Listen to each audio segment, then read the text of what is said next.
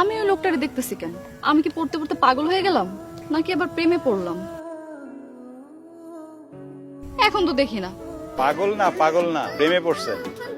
আপনি আপনি সত্যি সত্যি এখানে আসছিলেন? হ্যাঁ আসি। আপনারা না বলছি আমি আপনাকে বিয়ে করব না? আরে আমিও তো তাই ভেবেছিলাম, কিন্তু কাল রাত্রে মনে হলো আপনি বোধহয় আমার প্রেমে পড়ছেন। সাপ সাপ চাপ চাপ চাপ।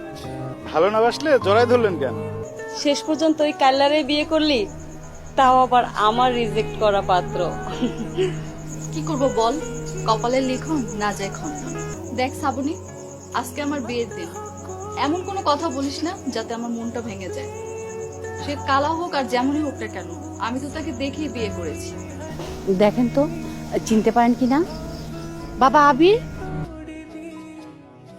তুমি আরো কালা ছিল, ফর্সা হয়েছো কি কইরা? আর তাছাড়া আমার মাথায় কোনো হিসাব ঢুকতেছে না, মিলতেছে না। হিসাব মিলাবার দরকার নাই বাবা আবির, তোমার সাথে আমার একটা ভুল হয়ে গেছে। বাবা তুমি কিন্তু প্রথম আমার বাড়িতে গিয়েছিলে আমার মেয়েকে বিয়ে করার জন্য।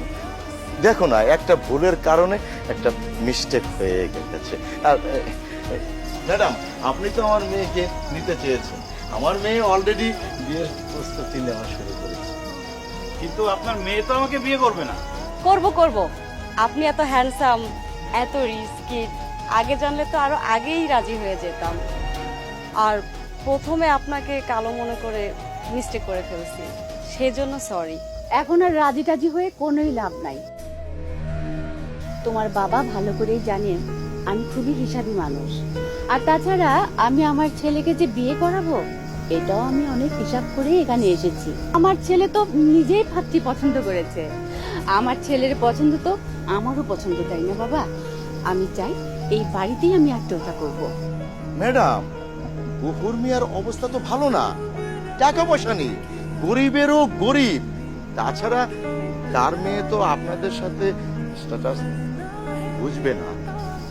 এই মেয়ে না বুঝলে এই গ্রামের কোনো মেয়েই বুঝবে না। তাছাড়া আমি তো আপনার মেয়ে আর ডালিয়ার মধ্যে পার্থক্যটা নিজেই বুঝতে পেরেছি। কাছে আয়।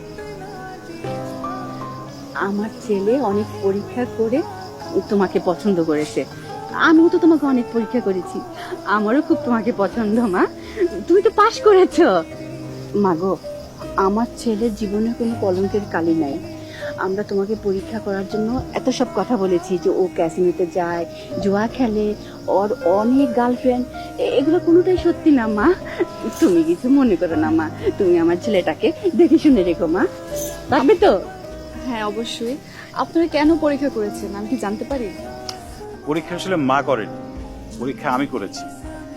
আসলে মা যখন উনাকে দেখতে পাঠালো, তখন মাকে বললাম যে মা, উনি তো আমাদের অফিসে চাকরি করে, আমি মালিকের ছেলে হিসেবে গেলে হয়তো আমাকে এক্সট্রা খাতির যত্ন করবে, তা আমি একটু গরিব সেজে যাই, তাই গরিব সেজে আসা। আর বাকিটা তো আপনি জানেনই। পরীক্ষা করে আপনারা ভালোই করেছেন। আমার বান্ধবী সব সময় বলতো যে তুই এত সৎ, কখনো প্রেম করিস না, এত সৎ থেকে তুই কি করতে পারবি। এখন আমার বান্ধবী নিশ্চয়ই বুঝতে পারবে যে সৎ থাকলে কেউ ঠকে না। শরীফ সাহেব, গায়ের রং আর টাকা পয়সা কবরে যাবে না, যাবে শুধু ভালো কাজ। এরপর থেকে ভালো কাজের মূল্যায়ন করবেন। আর অন্য কিছুর যদি মূল্যায়ন করেন, তাহলে আমাদের কোম্পানি কিন্তু আপনাকে কর্মী হিসেবে আর আমাদের কোম্পানিতে রাখবে না।